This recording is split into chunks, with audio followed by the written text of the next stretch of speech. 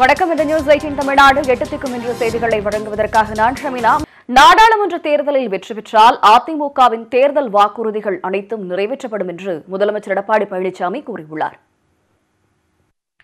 நாடாளுமன்ற தேர்தலில் அதிமுக மற்றும் அதன் கூட்டணி கட்சிகளின் வேட்பாளர்களுக்கு ஆதரவு திரட்டும் வகையில் முதலமைச்சர் எடப்பாடி பழனிசாமி 2வது நாளாக வேலூர் மாவட்டம் திருப்பத்தூரில் தீவிர பரப்புரையில் ஈடுபட்டார். அப்போது திருவண்ணாமலை நாடாளுமன்ற தொகுதியில் அதிமுக சார்பில் போட்டியிடும் அக்ரி கிருஷ்ணமூர்த்தியை அறிமுகம் செய்து வைத்து வாக்கு சேகரித்தார். இத்தொகுதியின் கீழ் திருப்பத்தூர் வருவதால் இப்பகுதியில் முதலமைச்சர் ஆதரவு திரட்டினார். அப்போது பேசிய முதலமைச்சர், அதிமுக கூட்டணிக்கு மாபெரும் மக்கள் ஆதரவு உள்ளதால் 40 தொகுதிகளிலும் வெற்றி பெறுவோம் என தெரிவித்தார். அத்துடன் திமுக வெளியிட்டுள்ள தேர்தல் அறிக்கைகள் மக்களை ஏமாற்றும் செயல் என விமர்சித்தார். அதேவேளையில் மக்கள் நலன் பேணும் வகையில் அதிமுக அளித்துள்ள அனைத்து வாக்குறுதிகளும் நிறைவேற்றப்படும் என உறுதியளித்தார். தமிழகத்தில் சட்டம் ஒழுங்கை பேணி பாதுகாக்க முக்கியத்துவம் அளிக்கப்படுவதாகவும் கூறினார். சிறுபான்மை மக்களை பாதுகாக்கக்கூடிய அரசு அம்மாவுடைய அரசு, அனைத்து இந்திய அண்ணா திராவிட முன்னேற்ற கழக கட்சி. தமிழகத்திலே சட்டம் ஒழுங்கு சிறப்பாக பேணி காக்கப்படுகின்றது.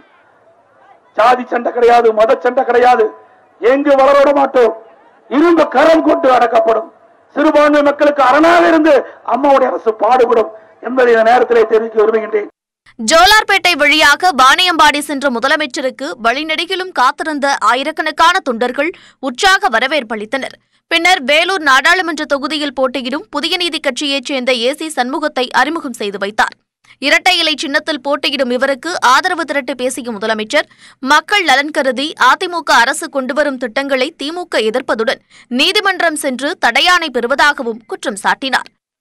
தமிழ்நாட்டில் இருக்கின்ற அத்தனை தொழிலாளர் குடும்பங்களுக்கு 2000 ரூபாய் ஏழை கொடுப்பதை எந்த கட்சியாலும் நிறுத்த முடியாது.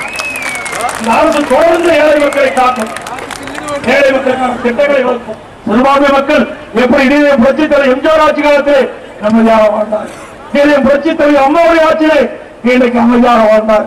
அதே போல அம்மாவுடைய அரசு அவர்களுக்கு அரணாக இருந்து அனைத்து வகையிலும் உதவி செய்து அவருடைய வாழ்க்கை தரம் முன்னேற அந்த இஸ்லாமிய பெருமக்கள், சிறுபான்மை பெருமக்களுக்கு உதவிகரமாக இருக்கும் என்பதை திட்டவட்டமாக இந்த நேரத்தில் தெரிவிக்க விரும்புகிறேன். மேலும் ஆம்பூர் இடைத்தேர்தலில் அதிமுக சார்பில் போட்டியிடும் ஜோதி ராமலிங்க ராஜா மற்றும் குடியாத்தம் இடைத்தேர்தலில் போட்டியிடும் கஸ்பாமூர்த்தி ஆகியோருக்கும் வாக்கு சேகரித்தார். தேர்தலை பொறுத்தவரைக்கும் சில துரோகிகளால் இந்த இடைத்தேர்தலை சந்திக்கிறோம்.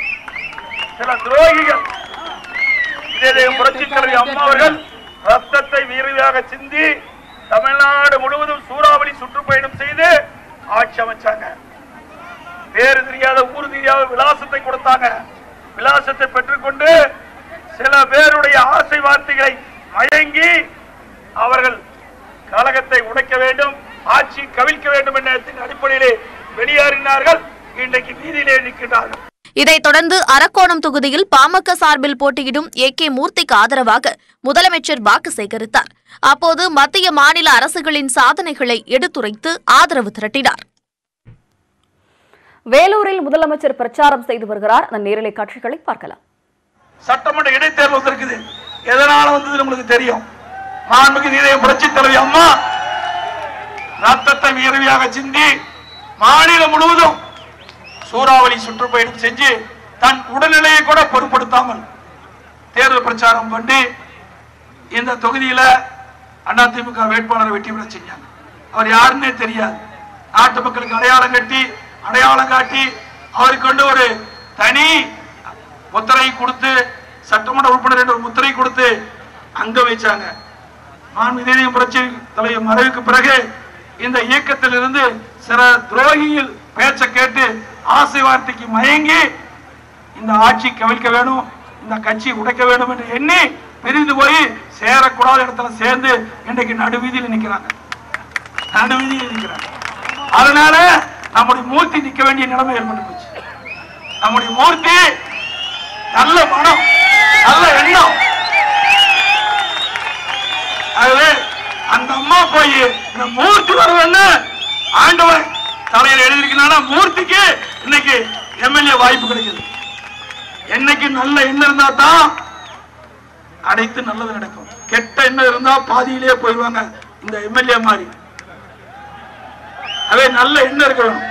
நான் கூட 1974 கிழக்கழக செயலாளராக எங்க ஊர்ல இருந்து பணி துவக்கினேன்.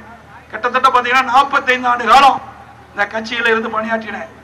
ஒன்றியத்தில் இருந்தேன், அதே போல மாவட்டத்தில் இருந்து தேர்ந்தெடுக்கப்பட்டேன், மாவட்ட செயலாளர், ஒன்றிய பொறுப்பில் இருந்தேன், மாவட்ட செயலாளி, தலைமை கழக நிர்வாகி, படிப்படியா உயர்ந்து இன்னைக்கு முதலமைச்சராக இருக்கிறேன். உழைப்பு விசுவாசம் எங்கிருந்தாலும் உண்டு. நான் பெரிய ஸ்டாராக இருக்கிறேன், ஒரு சாதாரண விவசாயி, உங்களை போல கீழே இருந்து மேல வந்தவன். உழைத்து உழைத்து பாடுபட்டு விசுவாசமா இருந்து உயர்ந்திருக்கிறேன். எனவே உழைப்பு என்றால் எனக்கு நன்றாக தெரியும். அங்க இருக்கின்றவருடைய பிரச்சனை நன்றாக நான் தெரிந்தவன். வேலூரில் தற்பொழுது புதிய நீதி கட்சி தலைவர் ஏசி சண்முகத்தை ஆதரித்து முதலமைச்சர் எடப்பாடி பழனிசாமி பேசி வரும் காட்சிகளை பார்த்தோம். தொடர்ந்து மற்ற செய்திகளை பார்க்கலாம். எம்ஜிஆர் ஜெயலலிதாவை மறந்துவிட்டு மோடி அமித்ஷாவை எடப்பாடி பழனிசாமி வணங்கிக் கொண்டிருப்பதாக திமுக தலைவர் மு க ஸ்டாலின் விமர்சித்துள்ளார். திமுக தலைவர் மு க ஸ்டாலின் 2ஆம் நாளாக தர்மபுரியில் பிரச்சாரம் செய்தார். முன்னதாக விடுதியில் தங்கியிருந்த அவர் காலை திடீர் பயணமாக தர்மபுரி உழவர் சந்தைக்கு சென்று அங்கிருந்த விவசாயிகளிடமும் மக்களிடம் கைகூப்பி கைகுலுக்கி வாக்கு சேகரித்தார். அப்போது அங்கிருந்தவர்கள் ஸ்டாலினுடன் செல்ஃபி எடுத்து உற்சாகமடைந்தனர்.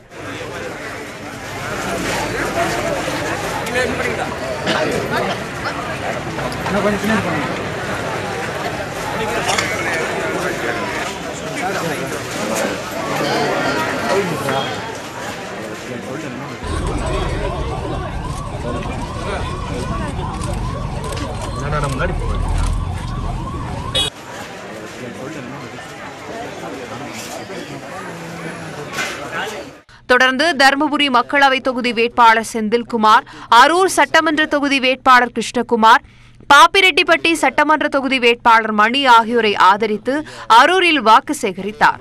அப்போது பேசிய மு க ஸ்டாலின் எம்ஜிஆரையும் ஜெயலலிதாவையும் மறந்துவிட்டு மோடியையும் அமித்ஷாவையும் தமிழக முதலமைச்சர் பழனிசாமி வணங்கிக் கொண்டிருப்பதாக விமர்சித்தார். பாஜகவிடம் அதிமுக அடகு வைக்கப்பட்டிருப்பதாகவும் ஸ்டாலின் கூறினார்.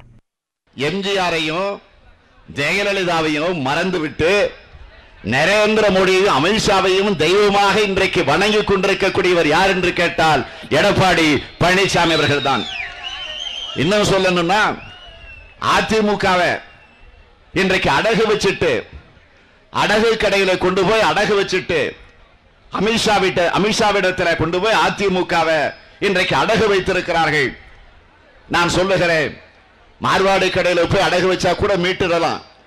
ஆனா அமித்ஷாவிடத்தில் போய் நீங்க அடகு வச்சிருக்கீங்களே, அதை மீட்கவே முடியாது.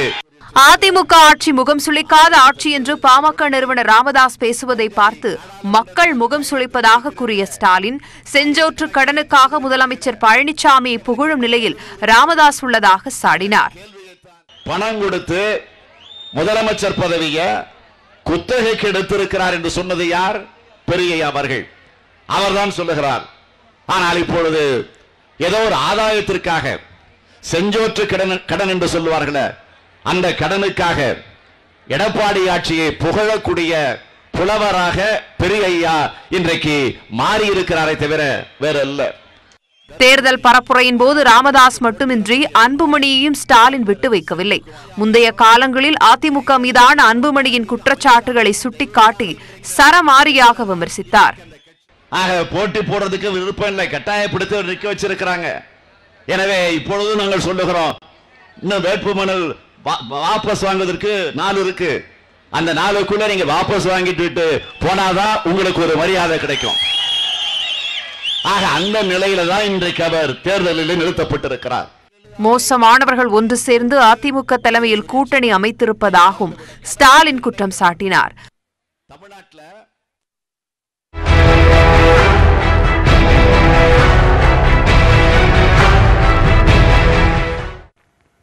தமிழகத்தில் மக்களவை சட்டமன்ற இடைத்தேர்தலில் போட்டியிடும் வேட்பாளர்கள் மற்றும் அவர்களை ஆதரித்து அரசியல் கட்சித் தலைவர்கள் தீவிர பிரச்சாரம் செய்தனர்.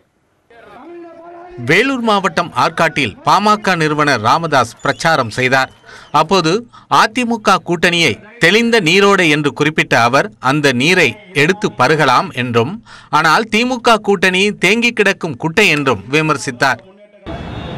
ஏழைகளை முன்னேற்றுவதற்கு, ஏழ்மையை ஒழிப்பதற்கான திட்டங்களை இந்த தேர்தல் அறிக்கையிலே நாங்கள் சொல்லியிருக்கிறோம். ஆனால் இவர்கள்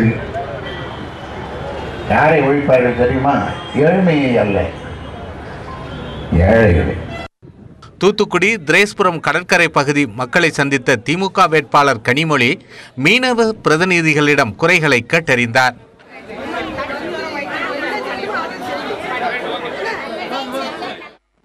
கோவில்பட்டியில் கனிமொழிக்கு ஆதரவாக வாக்கு சேகரித்த மதிமுக பொதுச் செயலாளர் வைகோ ஸ்டெர்லைட், மேகதாது உள்ளிட்ட விவகாரங்களை பட்டியலிட்டு பேசினார். ஸ்டெர்லைட் எதிர்ப்பு போராட்டக்காரர்கள் திட்டமிட்டு படுகொலை செய்யப்படுவதாகவும் வைகோ குற்றம் சாட்டினார். ஒரு களத்தை தான் வென்றிருக்கிறோம், யுத்தத்தை அல்ல. உயர்நீதிமன்றத்திலே வழக்கு விசாரிக்கப்படட்டும் என்று வந்துவிட்டது. புற்றுநோய் ஏற்படுகிறது, சுற்றுச்சூழல் நாசமாகிறது, விவசாயம் பாழாகிவிட்டது என்பதற்காக 22 ஆண்டுகளாக போராடினோம். எனவே இங்கிருக்கிற அரசு கார்ப்பரேட் கம்பெனிகளுக்காக இருக்கிற அரசு. கள்ளக்குறிச்சி மக்களவை தொகுதி திமுக வேட்பாளர் கௌதம சிகாமணியை ஆதரித்து உதயநிதி ஸ்டாலின் பரப்புரை மேற்கொண்டார். அப்போது அங்கு வசிக்கும் சிலம்பரசன் கார்த்திகா தம்பதியின் மகனுக்கு கதிரவன் என்று அவர் பெயர் சூட்டினார். பின்னர் பொதுமக்கள் மத்தியில் உரையாற்றிய உதயநிதி, பசுமை வழிச்சாலை உள்ளிட்ட பல்வேறு திட்டங்களில் அதிமுக அரசை கடுமையாக விமர்சித்து வந்த பாமகவும் தேமுதிகவும் தற்போது ஓட்டுக்காக கூட்டணி அமைத்திருப்பதாக விமர்சித்தார். ஸ்டெர்லைட் போராட்டம், மக்கள் நடத்தின போராட்டத்தில் ஒரு 15 பேரை சுட்டுக் கொண்டாங்க. காவல்துறை அரசோட ஒத்துழைப்போட அந்த போராட்டத்தை நிறுத்தணும்னு, அதுக்கு ஒரு ஆறுதல் கூட சொல்லாத ஒரு பிரதமர், இப்படிப்பட்ட பிரதமர் உங்களுக்கு நமக்கு தேவையா? அவரை வீட்டுக்கு அனுப்ப வேண்டிய நாள் ஏப்ரல் 18. தென்சென்னை தொகுதியில் களமிறங்கும் திமுக வேட்பாளர் தமிழச்சி தங்கபாண்டியன் அறிமுக கூட்டம் தியாகராய நகரில் நடைபெற்றது. இதில் பங்கேற்று பேசிய அவர், அதிமுக தேர்தல் அறிக்கை வெற்று காகிதம் என்று குறிப்பிட்டார். ஹவுஸ்ல இந்திரா காந்தி அம்மையார் இருக்காங்க, இவர் மனுவோட எடுத்துட்டு போறாரு. இன்னைக்கு அவங்க இருக்காங்கன்னொன்னே சேலம் இரும்பாலே எங்களுக்கு வரணும்னு நின்று கேட்டு வாங்கிட்டு வந்தார். அதுக்கு தான் மாநில அரசு இன்னைக்கு உங்க வருவாயில நீங்க 60% உங்க வருமானத்துல தமிழக அரசுக்கு கொடுக்கணும்னு நாங்க பெற்றா அதை மற்ற மாநிலங்களும் பெறும். முதல் உரிமை குரல் தமிழகத்திலிருந்து எழுகின்றது. ஒரு தமிழகம் மட்டும் இல்ல, மாநிலத்தினுடைய உரிமைகளை சேர வேண்டியவற்றை கேட்டு உரிமையோடு பெறுவதுதான். வலியுறுத்துவோம்னு சொல்றதுக்கு ஒரு மாநில அரசு எதுக்கு? மாநில முதல்வர் எதற்கு? மத்திய சென்னை தொகுதி வேட்பாளர் தயாநிதி மாறனுக்கு ஆதரவாக கருணாநிதியின் மகன் மு.க. தமிழரசு வாக்கு சேகரித்தார். நுங்கம்பாக்கம், கக்கன் காலனி, காமராஜபுரம் உள்ளிட்ட பகுதிகளில் அவர் வாக்கு சேகரித்தார். நாடாளுமன்ற தேர்தல் முடிவால் இந்தியாவின் தலையெழுத்து மாறப்போகிறது. நல்லதொரு ஆட்சி, மதச்சார்பற்ற முற்போக்கு கூட்டணியின் ஆட்சி அமையவிருப்பதால் மக்களுக்கு பல நல்ல திட்டங்கள் வந்து சேரும். குறிப்பாக புறக்கணிக்கப்பட்ட தமிழகத்துக்கு முதலிடம் தரப்படும் என்ற நம்பிக்கையோடு நாங்கள் செயல்படுகிறோம். அதேபோல் இந்த 18 சட்டமன்ற தேர்தல் வருகிற முடிவால் தமிழகத்திலே ஆட்சி மாற்றம் ஏற்படும். எங்கள் தலைவர் தளபதி மு.க. ஸ்டாலின் அவர்கள் முதல்வராக ஆவார். கடலூர் மாவட்டம் சிதம்பரத்தில் மதச்சார்பற்ற முற்போக்கு கூட்டணியின் வேட்பாளர்கள் அறிமுக கூட்டம் நடைபெற்றது. அப்போது சிறிய மண்டபத்தில் கூட்டம் வைக்கப்பட்டதால் நெருக்கடி காரணமாக ஒருவருக்கொருவர் வாக்குவாதத்தில் ஈடுபட்டனர். இதனால் அங்கு சிறிது நேரம் பரபரப்பு நிலவியது.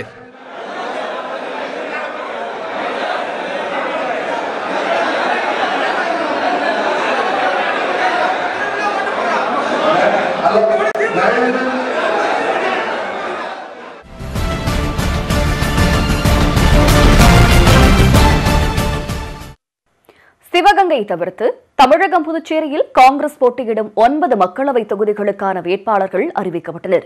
இதனால் சிவகங்கையில் காங்கிரஸ் யாரை வேட்பாளராக அறிவிக்கும் என்ற எதிர்பார்ப்பு எழுந்துள்ளது. திமுக கூட்டணியில் இடம்பெற்றுள்ள மற்ற கட்சிகள் வேட்பாளர்களை அறிவித்து பிரச்சாரத்தையும் தொடங்கியுள்ள நிலையில் காங்கிரஸ் தற்போதுதான் வேட்பாளர் பட்டியலை அறிவித்துள்ளது. அதன்படி திருநாவுக்கரசர் திருச்சியிலும், EVKS இளங்கோவன் தேனியிலும், விருதுநகரில் மாணிக் தாக்கூரும், கன்னியாகுமரியில் வசந்தகுமாரும் போட்டியிடுகின்றனர். திருவள்ளூர் தனித்தொகுதியில் காங்கிரஸ் செயல் தலைவர் ஜெயக்குமாரும், கிருஷ்ணகிரியில் செல்லக்குமாரும், ஆரணியில் டாக்டர் விஷ்ணு பிரசாத்தும் களமிறங்குகின்றனர். கரூர் தொகுதியில் ஜோதிமணி களமிறக்கப்பட்டுள்ளார். புதுச்சேரி தொகுதியில் என்ஆர் காங்கிரஸ் வேட்பாளரை எதிர்த்து சட்டப்பேரவை சபாநாயகர் வைத்தியலிங்கம் போட்டியிடுவார் என்று அறிவிக்கப்பட்டுள்ளது. சிவகங்கை தவிர்த்து மற்ற 9 தொகுதிகளுக்கான வேட்பாளர்களை காங்கிரஸ் அறிவித்துள்ளது. இதனால் சிவகங்கை தொகுதியில் யார் போட்டியிடுவார்கள் என்ற எதிர்பார்ப்பு எழுந்துள்ளது. அந்த தொகுதியில் போட்டியிட 10 பேர் விருப்ப மனு தாக்கல் செய்தாலும் கார்த்தி சிதம்பரம் மற்றும் சுதர்சன நாச்சியப்பன் இடையே போட்டி நிலவுவதாக கூறப்படுகிறது. கார்த்தி சிதம்பரம் மீதான வழக்குகளை சுட்டிக்காட்டி தமக்கே சீட் தர வேண்டுமென சுதர்சன நாச்சியப்பன் வலியுறுத்தி வருகிறார். அதே சமயம் தமது ஆதரவாளர் ஒருவருக்குத்தான் சீட் வழங்க வேண்டுமென ப. சிதம்பரம் பிடிவாதமாக இருப்பதால் அந்த தொகுதிக்கு வேட்பாளர் அறிவிப்பதில் சிக்கல் எழுந்துள்ளது.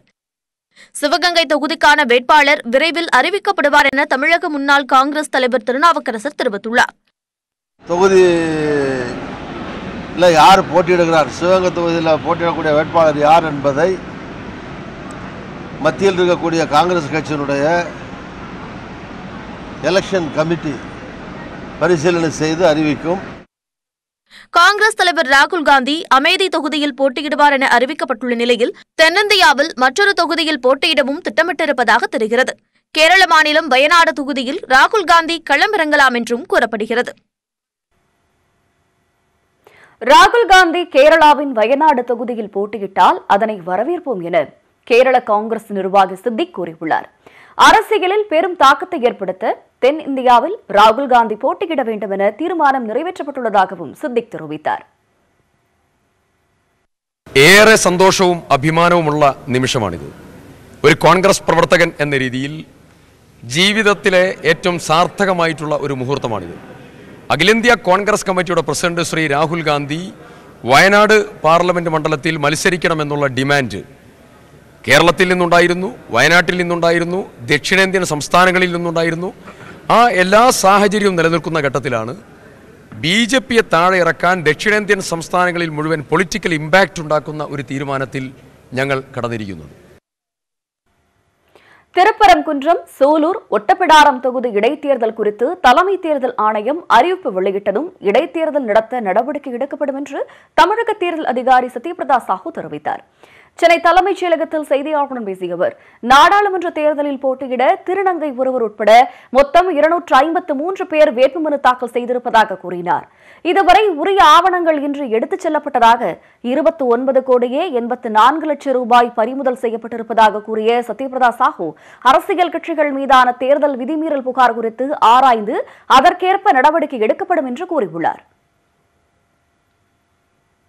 கமிஷன் அதுக்கப்புறம் இதெல்லாம் ஸ்டடி பண்ணிவிட்டு எப்போ டேட் அனௌன்ஸ் பண்ணுவாங்களோ அதுக்கப்புறம் தான் எலெக்ஷன் நம்ம பண்ணுவோம்.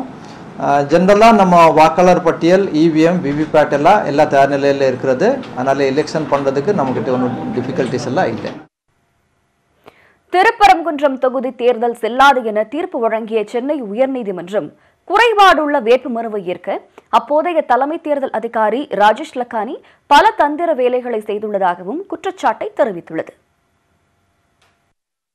திருப்பரங்குன்றம் இடைத்தேர்தலில் அதிமுக வேட்பாளர் A.K. போஸ் வெற்றி பெற்றது தொடர்பான வழக்கில் தீர்ப்பளித்த சென்னை உயர்நீதிமன்ற நீதிபதி வேல்முருகன், வேட்பாளரை அங்கீகரித்து ஜெயலலிதா கைரேகையுடன் தாக்கல் செய்யப்பட்ட வேட்புமனு செல்லாது என்றும் அதை தேர்தல் அதிகாரி ஏற்றுக்கொண்டதும் செல்லாது எனவும் தெரிவித்திருந்தார்.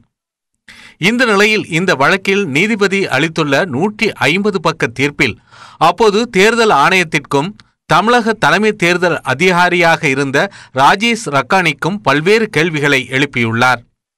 ஜெயலலிதாவின் கைரேகை பதிவுக்காக இந்திய தேர்தல் ஆணையத்திடம் அனுமதி பெறும்போது புகைப்படம் அல்லது வீடியோ ஆதாரங்களை ஏன் கேட்கவில்லை என கேள்வி எழுப்பியுள்ள நீதிபதி, கைரேகை பதிவை வீடியோ பதிவு செய்து அதை தேர்தல் அதிகாரிக்கோ அல்லது நீதிமன்றத்திலாவது தாக்கல் செய்திருக்க வேண்டும் என தெரிவித்துள்ளார்.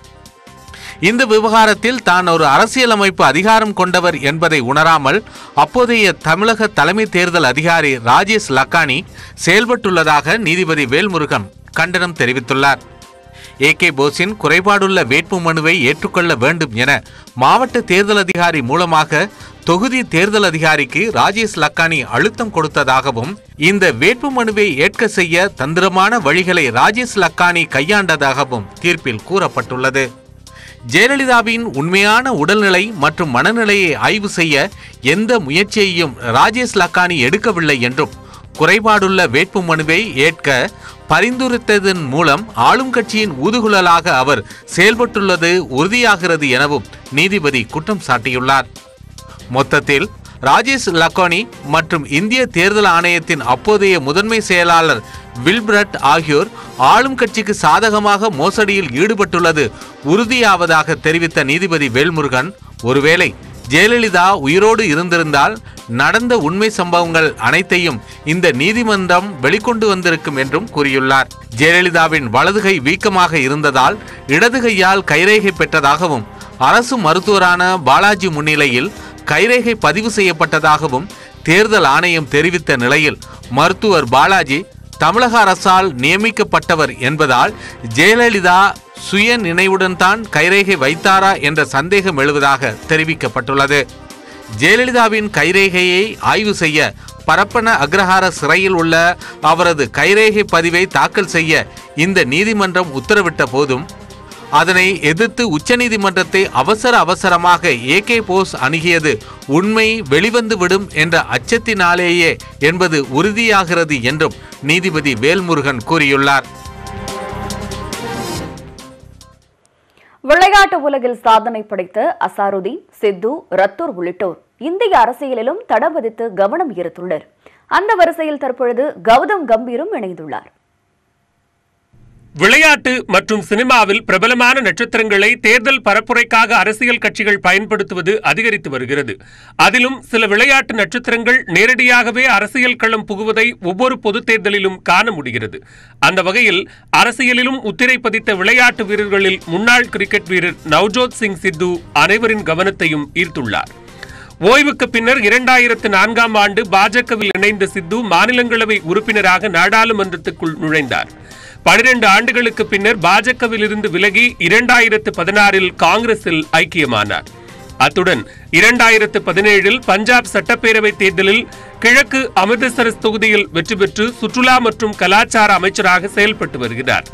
இந்திய கிரிக்கெட் அணியின் முன்னாள் கேப்டனான முகமது அசாருதீன் ஓய்வுக்கு பின்னர் 2009ஆம் ஆண்டு காங்கிரஸில் இணைந்தார். அந்த ஆண்டு நடைபெற்ற மக்களவைத் தேர்தலில் உத்தரப்பிரதேசத்தில் உள்ள மொரதாபாத் தொகுதியில் வெற்றி பெற்று நாடாளுமன்றம் சென்றார். தற்போது தெலுங்கானா மாநில காங்கிரஸ் தலைவராக உள்ள இவர் 2019 நாடாளுமன்ற தேர்தலில் செகந்திராபாத் தொகுதியில் போட்டியிடுகிறார். 1983 உலகக்கோப்பை வென்ற இந்திய கிரிக்கெட் அணியில் இடம்பெற்றிருந்த கீர்த்தி ஆசாத் ஓய்வுக்கு பின்னர் பாஜக சார்பில் பீகார் மாநிலம் தர்பங்கா நாடாளுமன்ற தொகுதியில் போட்டியிட்டு 3 முறை வெற்றி பெற்றார். கடைசியாக 2014இல் இதே தொகுதியில் வெற்றி பெற்ற இவர் மத்திய அமைச்சர் அருண்ஜேட்லியை விமர்சித்ததற்காக 2015இல் பாஜகவிலிருந்து நீக்கப்பட்டார். இதையடுத்து கடந்த பிப்ரவரி மாதம் காங்கிரஸ் கட்சியில் கீர்த்தி ஆசாத் இணைந்தார். இவர்களுக்கு மத்தியில் 2004 ஒலிம்பிக் துப்பாக்கிச் சுடுதல் போட்டியில் வெள்ளிப்பதக்கம் வென்ற ராஜ்யவர்தன் சிங் ரத்தோரும் அரசியல் களம் புகுந்தார். காமன்வெல்த் உலக சாம்பியன்ஷிப்பில் பல்வேறு பதக்கங்கள் வென்ற ரத்தோர் ராணுவத்திலிருந்து விருப்ப ஓய்வு பெற்று 2013இல் பாஜகவில் இணைந்தார். 2014 மக்களவைத் தேர்தலில் ராஜஸ்தான் மாநிலம் ஜெய்ப்பூர் தொகுதியில் வெற்றி பெற்று நாடாளுமன்றம் சென்றார். தற்போது பிரதமர் மோடி அமைச்சரவையில் விளையாட்டு மற்றும் தகவல் ஒலிபரப்புத்துறை அமைச்சராக உள்ளார்.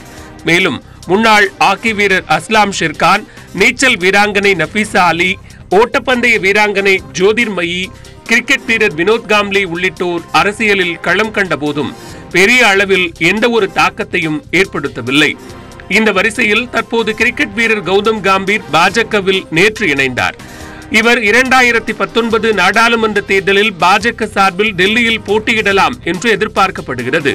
இதனிடையே கிரிக்கெட் ஜாம்பவான் சச்சின் டெண்டுல்கரும் குத்துச்சண்டை வீராங்கனை மேரி கோமும் மாநிலங்களவை உறுப்பினராக உள்ளனர்.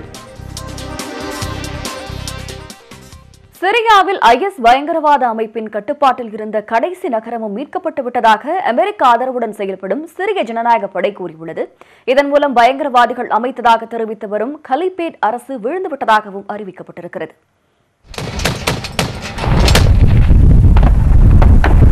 சிரியாவில் அரசு படைக்கும் கிளர்ச்சியாளர்களுக்கும் இடையே உள்நாட்டு போர் நடந்து வரும் அதே வேளையில் IS பயங்கரவாதிகள் அங்கு காலூன்ற கடும் ஆதிக்கம் செலுத்த தொடங்கினர். அதனைத் தொடர்ந்து அமெரிக்கா தலைமையிலான கூட்டுப்படைகள் IS பயங்கரவாதிகளுக்கு எதிரான தாக்குதலில் களமிறங்கின. பல்வேறு கட்ட தாக்குதலின் மூலம் IS பயங்கரவாதிகள் விரட்டியடிக்கப்பட்டு அவர்கள் வசமிருந்து அனைத்து நகரங்களும் மீட்கப்பட்டன. எனினும் டேரேஸ் ஜோர் மாகாணத்தில் உள்ள பாக்குஸ் கிராமம் IS பயங்கரவாதிகளின் கட்டுப்பாட்டில் இருந்து வந்தது. இங்கு அரசு படைகளும் அமெரிக்க ஆதரவுடன் செயல்படும் சிரிய ஜனநாயக படையும் நடத்தும் தொடர் தாக்குதலை எதிர்கொள்ள முடியாமல் கடந்த சில தினங்களாக IS பயங்கரவாதிகள் சரணடைந்து வந்தனர். இந்நிலையில் பாக்கூஸ் கிராமம் முழுவதுமாக தங்கள் கட்டுப்பாட்டில் வந்துவிட்டதாக சிரிய ஜனநாயக படை தளபதி கோபனி தெரிவித்துள்ளார். Tamamı destek kontrolü Şervan'ın kasede YPG ana Şervan'ın kasede YPG de kampede operasyon dikin de beko heneki çete tünel anda müminin jiberku junuba erişe lehembere Şervan'an bakın ஜிகாதிய குழுவின் கடைசி கட்டுப்பாட்டு இடமாக இருந்த பாக்கூஸில் சிரிய ஜனநாயக படை ஆயுத போராளிகள் வெற்றி கொடிகளை உயர்த்தி கொண்டாடி வருகிறார்கள்.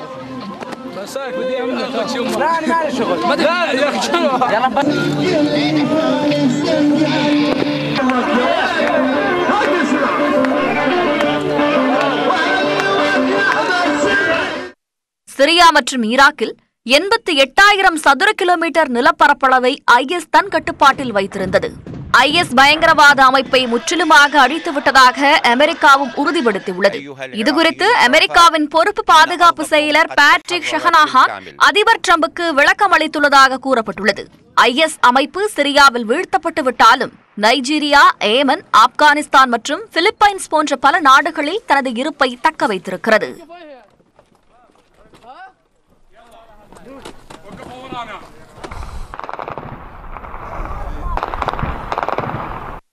நாடாளுமன்ற தேர்தலுக்காக தமிழகம் முழுவதும் வேட்புமனு தாக்கல் விறுவிறுப்பாக நடைபெற்று வருகிறது.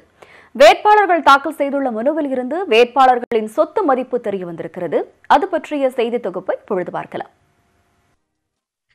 திமுக சார்பில் ஸ்ரீபெரும்புதூரில் போட்டியிடும் TR பாலு 2,36,92,446 ரூபாய் மதிப்புள்ள அசையும் சொத்துக்களும் 18,51,14,000 ரூபாய் மதிப்பில் அசையா சொத்துக்களும் இருப்பதாக கூறியுள்ளார்.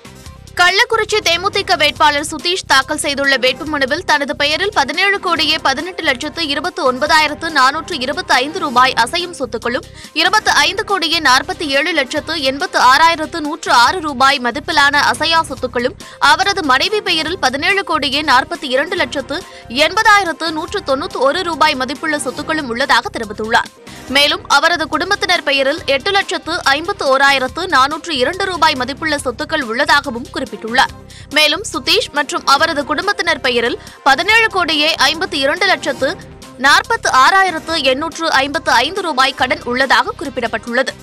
தென்சென்னை தொகுதியில் போட்டியிடும் ஜெயவர்தன் பெயரில் 49,66,988 ரூபாய் மதிப்புள்ள அசையும் சொத்துக்களும் அவரது மனைவி பெயரில் 38,67,889 ரூபாய் மதிப்புள்ள அசையும் சொத்துக்களும் உள்ளதாக கூறப்பட்டுள்ளது. மேலும் ஜெயவர்தன் பெயரில் 2,61,61,710 ரூபாய் மதிப்புள்ள அசையா சொத்துக்களும் 96,21,000 ரூபாய் கடன் உள்ளதாகவும் குறிப்பிடப்பட்டுள்ளது. தர்மபுரி பாமக வேட்பாளர் அன்புமணி தனது பெயரிலும் குடும்பத்தார் பெயர்களிலும் 10,47,28,293 ரூபாய் மதிப்பில் அசையும் சொத்துக்களும் 42,99,17,699 ரூபாய் மதிப்புள்ள அசையா சொத்துக்களும் உள்ளது என்றும் 17,52,46,855 ரூபாய் கடன் உள்ளதாகவும் கூறப்பட்டுள்ளது. கன்னியாகுமரியில் பாஜக சார்பில் போட்டியிடும் பொன் ராதாகிருஷ்ணன் 50,56,298 ரூபாய் மதிப்புள்ள அசையும் சொத்துக்களும் 6,99,40,155 ரூபாய் மதிப்புள்ள அசையா சொத்துக்களும் உள்ளதாக தெரிவித்துள்ளார். தேனியில் போட்டியிடும் ரவீந்திரநாத் குமார் 4,67,29,898 ரூபாய் மதிப்புள்ள அசையும் சொத்துக்களும் 1,90,73,303 ரூபாய் மதிப்புள்ள அசையா சொத்துக்கள் இருப்பதாகவும் கூறியுள்ளார். 3,27,34,079 ரூபாய் கடன் உள்ளதாகவும் ரவீந்திரநாத் குறிப்பிட்டுள்ளார்.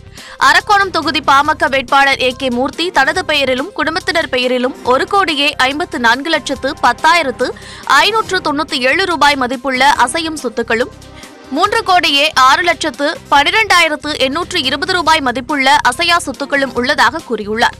மதுரை வேட்பாளரான சு வெங்கடேசன் 13,61,435 ரூபாய் மதிப்பில் அசையும் சொத்துக்களும் 4,50,000 ரூபாய் மதிப்புள்ள அசையா சொத்துக்களும் இருப்பதாக தெரிவித்துள்ளார். பிரதமர், அமைச்சர்கள் உள்ளிட்டோர் மீதான ஊழல் புகார்களை விசாரிக்கும் லோக்பால் அமைப்பின் முதல் தலைவரான உச்சநீதிமன்ற முன்னாள் நீதிபதி பினாக்கி சந்திர கோஷுக்கு குடியரசுத் தலைவர் பதவி பிரமாணம் செய்து வைத்தார். பொது வாழ்வில் ஈடுபட்டவர்கள் மீதான ஊழல் புகார்களை விசாரிக்கும் லோக்பால் சட்டம் 2014ஆம் ஆண்டு நிறைவேற்றப்பட்டது. லோக்பால் சட்டத்தின்படி மாநிலங்களில் லோக் ஆயுக்தாவும் மத்தியில் லோக்பால் அமைப்பும் செயல்படும். லோக்பால் அமைப்பால் பிரதமர், மத்திய அமைச்சர்கள் மீது கூட விசாரணை மேற்கொள்ள முடியும். லோக் ஆயுக்தா அமைப்பு முதலமைச்சர் மற்றும் அமைச்சர்கள், முன்னாள் அமைச்சர்களை விசாரிக்கலாம். இந்நிலையில் 5 ஆண்டு தாமதத்திற்கு பிறகு பிரதமர் மோடி, மக்களவை சபாநாயகர் சுமித்ரா மகாஜன், தலைமை நீதிபதி ரஞ்சன் கோகாய் மற்றும் மக்களவை எதிர்க்கட்சித் தலைவர் கார்கே ஆகியோர் அடங்கிய உயர்மட்ட குழு லோக்பால் அமைப்பின் முதல் தலைவராக உச்சநீதிமன்ற முன்னாள் நீதிபதி பினாக்கி சந்திர கோஷை தேர்வு செய்தது. டெல்லியில் பினாக்கி சந்திர கோஷுக்கு குடியரசுத் தலைவர் ராம்நாத் கோவிந்த் பதவி பிரமாணம் செய்து வைத்தார். குடியரசுத் தலைவர் மாளிகையில் நடைபெற்ற நிகழ்ச்சியில் பிரதமர் மோடி, குடியரசு துணைத் தலைவர் வெங்கையா நாயுடு, உச்சநீதிமன்ற தலைமை நீதிபதி ரஞ்சன் கோகாய் மற்றும் மூத்த வழக்கறிஞர் முகுல் ரோத்தகி உள்ளிட்டோர் பங்கேற்றனர். லோக்பால் அமைப்பில் உயர்நீதிமன்ற முன்னாள் தலைமை நீதிபதிகள் திலீப் பி போஸ்லே, பிரதீப் குமார் மொஹந்தி, அபிலாஷ் குமாரி, அஜயகுமார் ஆகிய உயர்நீதிமன்ற முன்னாள் தலைமை நீதிபதிகள் மற்றும் சத்தீஸ்கர் உயர்நீதிமன்ற தலைமை நீதிபதி திரிபாதி ஆகியோரும் நீதித்துறை சார் உறுப்பினர்களாக இருப்பார்கள். இது தவிர தமிழகத்தைச் சேர்ந்த முன்னாள் IPS அதிகாரி அர்ச்சனா ராமசுந்தரம், மகாராஷ்டிர முன்னாள் தலைமைச் செயலாளர் தினேஷ்குமார் ஜெயின் உள்ளிட்ட 4 பேர் நீதித்துறை சாரா உறுப்பினர்களாக நியமிக்கப்பட்டுள்ளனர். லோக்பால் தலைவர் மற்றும் உறுப்பினர்கள் 70 வயது வரை அல்லது 5 ஆண்டு காலம், இதில் முதலில் எது வருகிறதோ அதுவரை பதவியில் நீடிக்க முடியும். தலைவருக்கு உச்சநீதிமன்ற தலைமை நீதிபதிக்கு நிகரான ஊதியமும், உறுப்பினர்களுக்கு உச்சநீதிமன்ற நீதிபதிக்கு நிகரான ஊதியமும் வழங்கப்படும். தலைவராக நியமிக்கப்பட்டுள்ள 66 வயது கோஸ் மேற்கு வங்கத்தைச் சேர்ந்தவர். தேசிய மனித உரிமை ஆணையத்தின் தலைவராக செயல்பட்டு வந்தவர். உச்சநீதிமன்ற நீதிபதியாக 2013 மார்ச் 8 நியமிக்கப்பட்ட கோஸ் 2017 மே 27 ஓய்வு பெற்றார். 20 ஆண்டுகளாக நீடித்து வந்த ஜெயலலிதா, சசிகலா ஆகியோர் மீதான சொத்து குவிப்பு வழக்கில் இறுதி தீர்ப்பை அளித்தவர் பினாகி கோஸ். உச்சநீதிமன்ற நீதிபதியாக இருந்தபோது சொத்து குவிப்பு வழக்கில் நீதிபதி அமித்வா ராயுடன் இணைந்து சசிகலா, இளவரசி சுதாகரன் ஆகியோருக்கு கர்நாடக நீதிபதி குன்ஹா அளித்த தீர்ப்பை உறுதி செய்தவர். மதுரை அருகே ஆயிரக்கணக்கானோர் பங்கேற்ற மீன்பிடி திருவிழா வெகு உற்சாகமாக நடைபெற்றது. மதுரை மாவட்டம் கள்ளந்தெறியில் உள்ளது 5 கோவில். இந்த கோவிலில் ஆண்டுதோறும் பங்குனி மாதம் திருவிழா கொண்டாடப்படும். இந்த திருவிழாவை ஒட்டி கிராம மக்கள் அனைவரும் ஒன்று சேர்ந்து மீன்பிடிக்க ஏற்பாடு செய்யப்படும். இந்த ஆண்டிற்கான மீன்பிடி திருவிழா குறித்து கள்ளந்தெறியை சுற்றி 50 கிலோமீட்டர் தூரத்திற்கு உள்ள கிராமங்களுக்கு தண்டோரா மூலம் தெரிவிக்கப்பட்டது. இந்நிலையில் நேற்று இரவு தொடங்கி விடிய விடிய மக்கள் கண்மாயை சுற்றி குவிய தொடங்கினர்.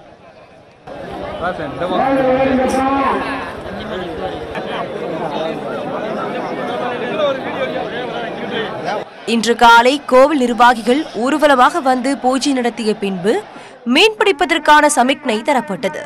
அதன்பின் குடும்பம் குடும்பமாய் கண்மாயில் இறங்கி மக்கள் உற்சாகத்துடன் மீன் பிடித்தனர்.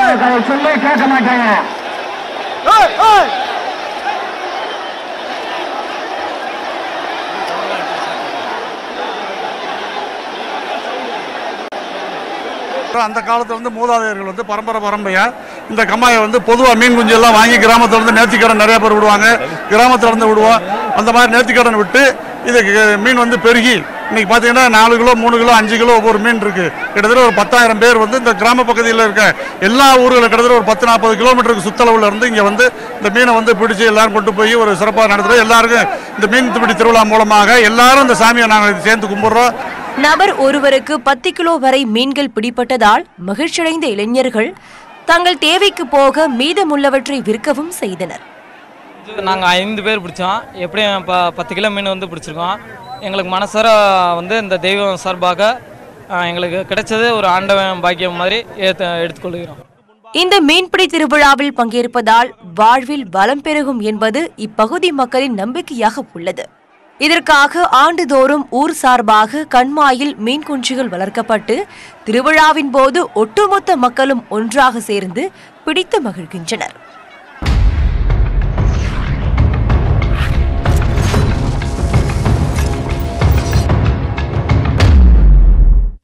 இந்த செய்திகளை விரைவுச் செய்திகளாக பார்க்கலாம்.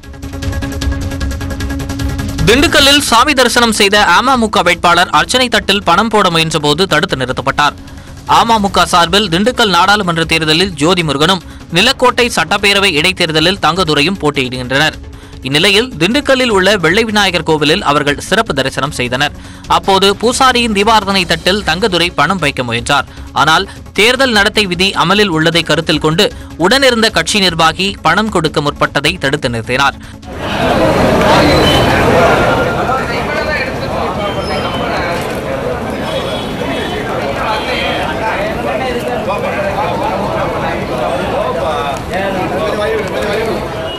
இருந்தபோதும் பின்னர் தொண்டர் மூலம் பூசாரியிடம் காணிக்கை கொடுக்கப்பட்டதாக கூறப்படுகிறது. தேர்தல் நடத்தை விதிமுறை கடுமையாக உள்ளதால் கோவிலில் காணிக்கை அளிப்பதற்கு கூட வேட்பாளர் தயங்கும் சூழல் நிலவுகிறது.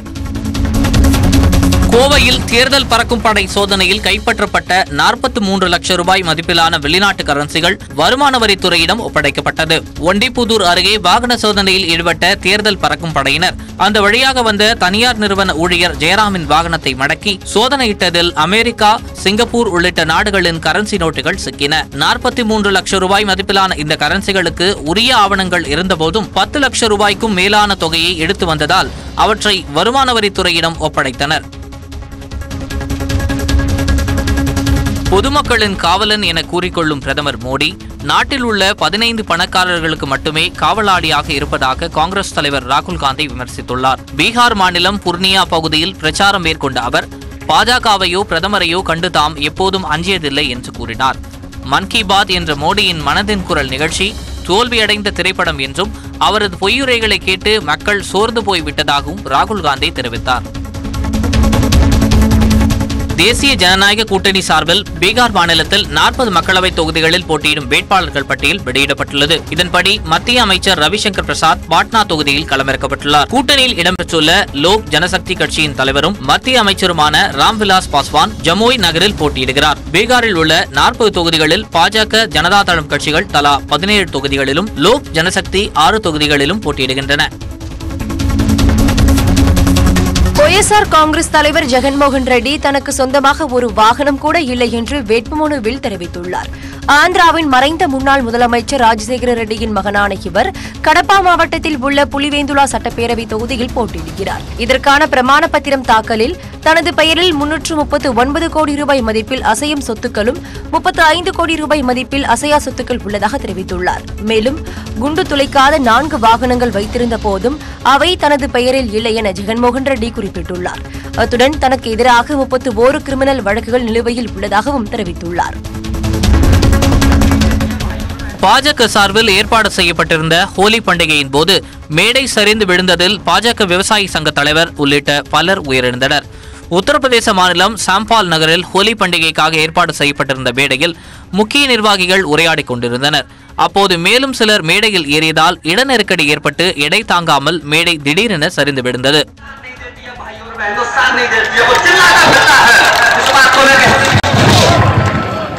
இதில் காயமடைந்தவர்கள் சிகிச்சைக்காக மருத்துவமனையில் சேர்க்கப்பட்டனர். விபத்து குறித்து வழக்கு பதிவு செய்த காவல்துறையினர் விசாரணை மேற்கொண்டு வருகின்றனர்.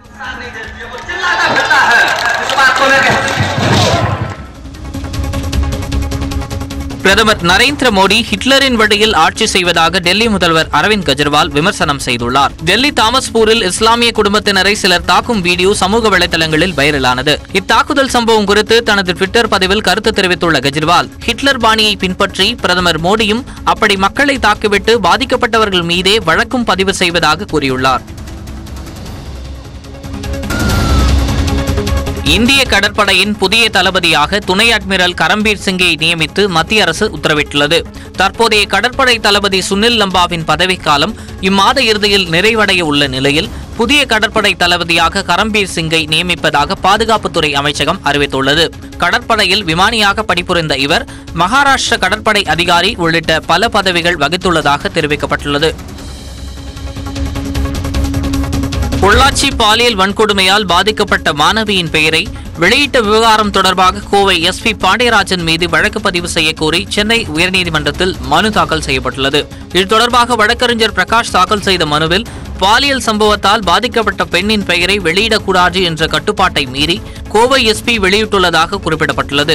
இதேபோன்று பொள்ளாச்சி சம்பவத்தை சிபிஐ விசாரணைக்கு மாற்றி வெளியிட்ட அரசாணையிலும் பாதிக்கப்பட்ட பெண்ணின் பெயர் உள்ளதால் உள்துறை செயலாளர் நிரஞ்சன் மார்டி மீதும் நடவடிக்கை எடுக்க வேண்டும் என்றும் கூறியுள்ளார். இந்த வழக்கு நீதிபதி இளந்திரையன் முன்பு திங்கட்கிழமை விசாரணைக்கு வரும் என எதிர்பார்க்கப்படுகிறது. உள்தமிழகத்தில் அடுத்த 2 நாட்களுக்கு இயல்பை விட வெப்பம் அதிகரிக்கும் என்று சென்னை வானிலை ஆய்வு மையம் தெரிவித்துள்ளது. வரும் 25ஆம் தேதி வெப்பத்தின் தாக்கம் அதிகமாக இருக்கும் என்றும் தமிழகம் மற்றும் புதுவையில் அடுத்த 3 நாட்களுக்கு வறண்ட வானிலையே நிலவும் எனவும் தெரிவிக்கப்பட்டுள்ளது. வேலூர், திருவண்ணாமலை, கிருஷ்ணகிரி, தருமபுரி, சேலம், மதுரை உள்ளிட்ட 10 மாவட்டங்களில் அடுத்த 2 நாட்களுக்கு இயல்பை விட 2 முதல் 3 டிகிரி செல்சியஸ் வெப்பம் அதிகரிக்கும் என்றும் கூறப்பட்டுள்ளது. விழுப்புரம் மாவட்டம் கள்ளக்குறிச்சி அரசு தலைமை மருத்துவமனையில் குடும்ப கட்டுப்பாடு அறுவை சிகிச்சை செய்து கொண்ட 3 மணி நேரத்தில் பெண் ஒருவர் உயிரிழந்த சம்பவம் சோகத்தை ஏற்படுத்தியுள்ளது. கூத்தக்குடி கிராமத்தைச் சேர்ந்த ரோஜா என்பவர் தனது 3வது பிரசவத்திற்காக மருத்துவமனையில் சேர்க்கப்பட்டார். இதில் அவருக்கு ஆண் குழந்தை பிறந்தது. இதையடுத்து உடனடியாக குடும்ப கட்டுப்பாட்டு அறுவை சிகிச்சை மேற்கொள்ள மருத்துவர்கள் அறிவுறுத்தினர். ஆனால் அறுவை சிகிச்சை முடிந்த 3 மணி நேரத்திலேயே அவர் பரிதாபமாக உயிரிழந்தார். மருத்துவமனையின் அலட்சியம் காரணமாகவே ரோஜா உயிரிழந்துவிட்டதாக அவரது உறவினர்கள் குற்றம் சாட்டியுள்ளனர். அதிகாரிகள் திட்டியதால் மன உளைச்சலுக்கு ஆளான கிராம சுகாதார செவிலியர் தற்கொலை செய்து கொண்ட சம்பவம் சோகத்தை ஏற்படுத்தியுள்ளது. திருக்கோவிலூர் அடுத்துள்ள தகடி கிராமத்தில் பணியாற்றி வந்த புவனேஸ்வரி சரியாக பணியாற்றவில்லை என்று வட்டார மருத்துவ அலுவலர் மருத்துவர் சுரேஷ்குமார் மற்றும் தாய் சேய் நல அலுவலர் சின்னப்பொண்ணு ஆகிய இருவரும் தகாத வார்த்தைகளால் கடுமையாக திட்டியதாக கூறப்படுகிறது. இதனால் மனமுடைந்து தற்கொலை செய்து கொண்ட செவிலியர் குடும்பத்திற்கு 25 லட்சம் ரூபாய் நஷ்டஈடு வழங்க வேண்டும் என்று வலியுறுத்தியும் தற்கொலைக்கு காரணமானவர்கள் மீது நடவடிக்கை எடுக்க வேண்டும் எனவும் மாவட்ட துணை இயக்குநர் அலுவலகத்தை முற்றுகையிட்டு 50க்கும் மேற்பட்ட செவிலியர்கள் ஆர்ப்பாட்டத்தில் ஈடுபட்டனர். ஈரோட்டில் நூல்மில் ஆலையில் ஏற்பட்ட பயங்கர தீ விபத்தில் 85 லட்சம் ரூபாய் மதிப்பிலான பொருட்கள் தீக்கிரையாகின. சுப்பிரமணிய கவுண்டன் வலசு பகுதியில் செல்வராஜ் என்பவருக்கு சொந்தமான இந்த ஆலையில் நேற்றிரவு தொழிலாளர்கள் பணியில் ஈடுபட்டிருந்த போது திடீரென தீ பற்றியது. நூல் பண்டல்களில் பற்றிய தீ கொழுந்துவிட்டு எரிந்தது. தகவல் அறிந்து 2 வாகனங்களில் வந்த தீயணைப்பு வீரர்கள் நீண்ட நேரம் போராடி தீயை கட்டுக்குள் கொண்டு வந்தனர். இந்த தீ விபத்தில் 85 லட்சம் ரூபாய் மதிப்பிலான நூல் மற்றும் இயந்திரங்கள் சேதமடைந்தன. ஆப்கானிஸ்தானில் அடுத்தடுத்து 2 வெடிகுண்டுகள் வெடித்ததில் 3 உயிரிழந்தனர். ஹெல்மட் மாகாணத்திற்குட்பட்ட லஸ்கர்கா என்ற பகுதியில் நடைபெற்ற விவசாயிகள் தின நிகழ்ச்சியில் ஆளுநர், அரசு அதிகாரிகள் மற்றும் விவசாயிகள் திரளானோர் பங்கேற்றிருந்தனர். அப்பொழுது மர்ம நபர்கள் அடுத்தடுத்து 2 வெடிகுண்டுகளை வெடிக்கச் செய்ததில் 3 பேர் உடல் சிதறி உயிரிழந்தனர். படுகாயமடைந்த பலர் மருத்துவமனையில் அனுமதிக்கப்பட்டனர்.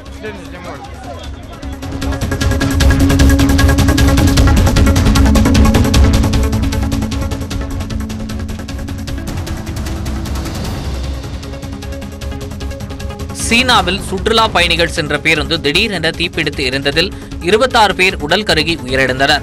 சீனாவின் ஹுனான் மாகாணம் சாங்தே நகரில் 50க்கும் மேற்பட்ட பயணிகளுடன் சென்று கொண்டிருந்த பேருந்தின் ஒரு பகுதியில் திடீரென தீப்பற்றி எரிந்தது. பேருந்து வேகமாக சென்றதால் தீயும் பேருந்து முழுவதும் வேகமாக பரவியது. தகவல் அறிந்து சம்பவ இடத்திற்கு வந்த தீயணைப்பு வீரர்கள் கடுமையாக போராடி தீயை அணைத்தனர். ஆனால் அதற்குள் பேருந்தில் இருந்த 26 பேர் உயிரிழந்தனர்.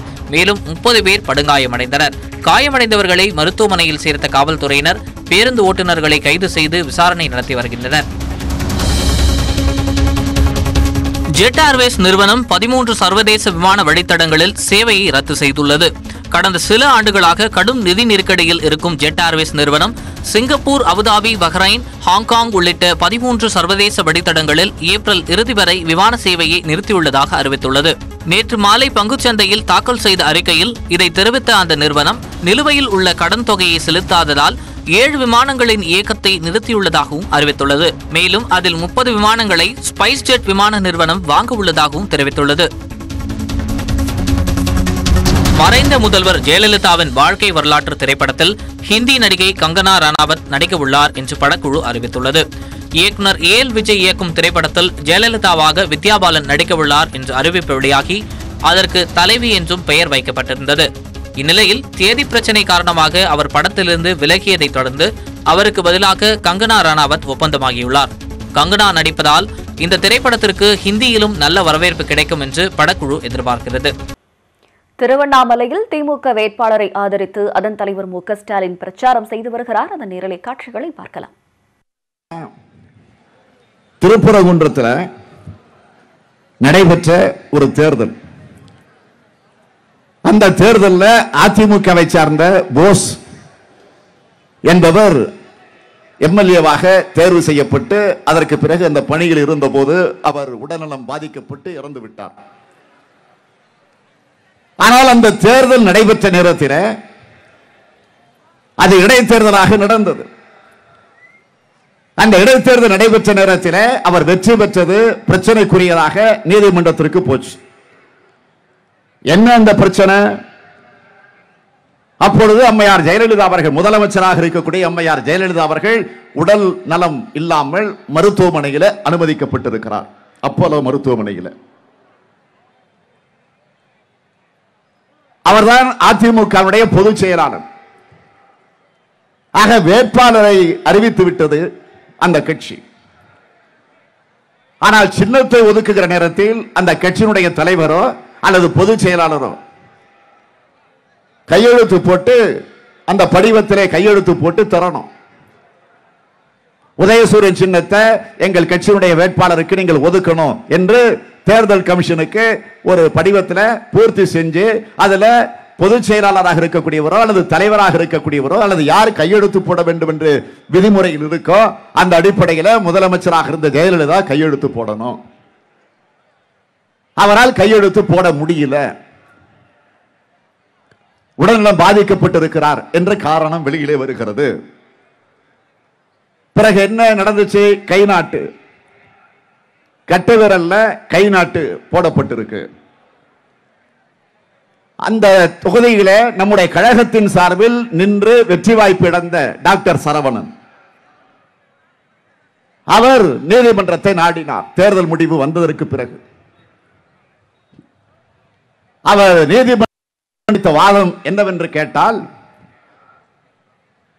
முதலமைச்சர் ஜெயலலிதாவுடைய கை நாட்டு அல்ல அது, ஆகவே நாங்கள் சந்தேகப்படுகிறோம்,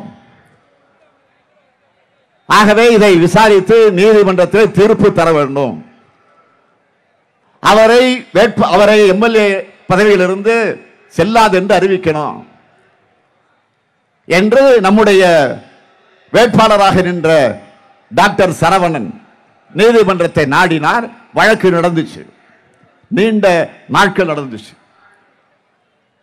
நடந்ததற்கு பிறகு நேற்றைக்கு தீர்ப்பு வந்திருக்கு. என்ன தீர்ப்பு தெரியுமா? ஆக இது ஜெயலலிதாவுடைய கை நாட்டு அல்ல, கைரேகை அல்ல. ஆக இதை எப்படி தேர்தல் கமிஷன் அனுமதித்தது? உயர்நீதிமன்றத்தில் தீர்ப்பு தருகிற போது இன்னொன்றையும் சொல்லி இருக்கிறார்கள். அன்றைக்கு தமிழ்நாட்டினுடைய தேர்தல் அதிகாரியாக இருந்தவர் ராஜேஷ் லகானி ஐஏஎஸ், அவருடைய பெயரை சொல்லி சொல்லுகிறார்கள், மவுத் பீஸ் ஆஃப் ரூலிங் பார்ட்டி, அதிமுகவுடைய ஆளுங்கட்சியினுடைய ஊதுகுழலாக அந்த ஐஏஎஸ் அதிகாரி செயல்பட்டு இருக்கிறார் என்று உயர்நீதிமன்றத்திலிருந்து தீர்ப்பு வெளியில வந்திருக்கிறது. நான் கேட்கிறேன், திருப்பரங்குன்ற இடைத்தேர்தல் நடந்த நேரத்திலேயே ஜெயலலிதா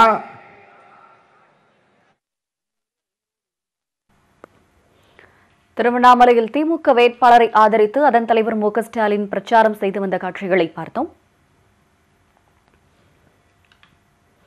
மேலும் செய்திகளை விரிவாக தெரிந்து கொள்ள www.news18tamil.com என்ற இணையதளத்தை பாருங்கள்.